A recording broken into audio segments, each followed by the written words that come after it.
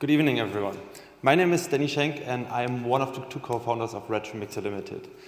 We came up with the idea of an adapter for combining separate taps in British kitchens and bathrooms. This is our first product. This is most likely how you as a British person will perceive double taps. A very common British plumbing standard, how you can find it in 40% of all British kitchens and bathrooms.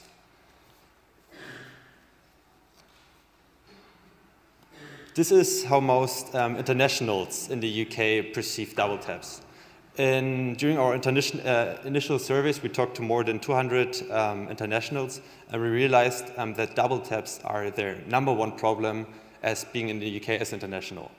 Double taps are even worse than the weather, the food, or driving on the wrong side of the road. This is me and my business partner, Arthur.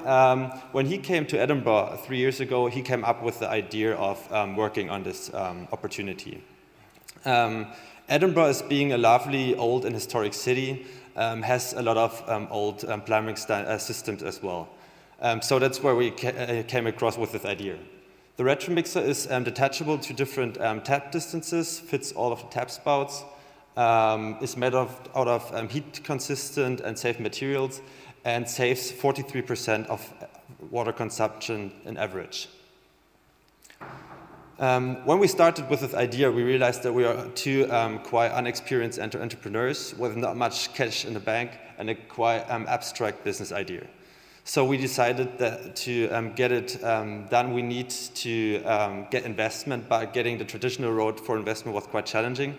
But we had very good feedback from potential customers, so we reached out to them and had a crowdfunding campaign. Within this campaign, we gained more than £4,000. But when looking deeper into the project, we realized that this £4,000 won't be enough to go through the entire project. The only change was that we could keep everything very tight. So we had a trade-off and need to stay very close to our customers to not lose them, and we had to work on different opportunities for the manufacturing.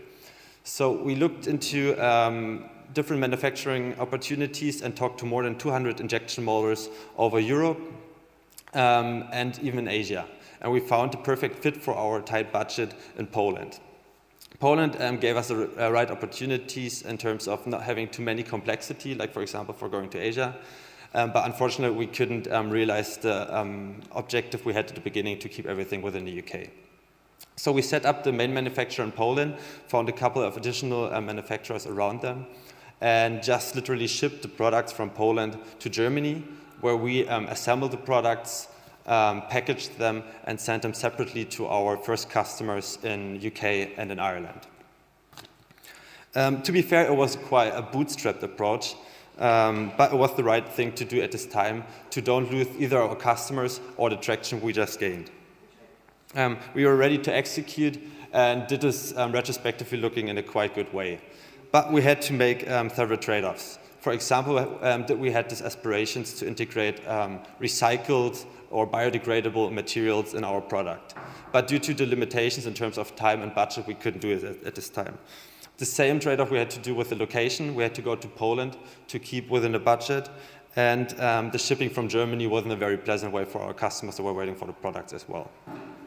At the same time, we were approached from BBC to participate on Dragon's Den. Frankly speaking, it wasn't the most successful pitch, but it was a good chance to reach out to 3 million people at the same time. And during the same time, we started doing active marketing back in last year's September. Since then, we've sold more than 5,000 units, and we broke even a couple of weeks ago. Thanks to Indiegogo and Dragon's Den, we are growing more and more. By now, we set up a team out of 7 part-time and full-time employees, and we built up our sales channel throughout the last month. Now we're looking to a solid and scalable way to revisit and build the business. We need to have an environment that supports international trade and that enables our growth opportunities. For example, our production in Poland will be revisited, and we're looking for a more scalable and more quality way to produce our Retromixers.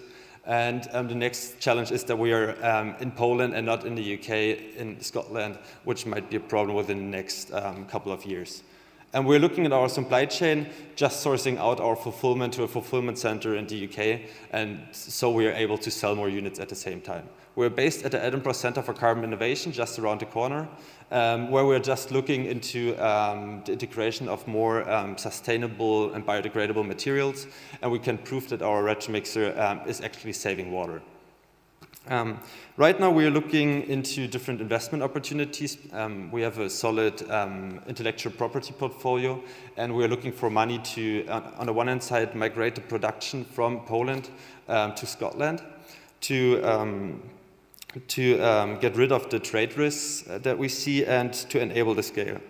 Secondly, we want to move our employees from short-term contracts to long-term contracts to be able to grow together with them in Scotland. There are certain challenges we see in terms of our sales as well, because our biggest market is in the UK, but actually the biggest part in the UK is England at the moment. We are proud to be a Scotland-based company, and we really experienced this ecosystem as very supportive, and it was one of the key reasons why we could grow here so fast. But we see different challenges at the moment in terms of our imports and in terms of our exports. So now we're looking at you.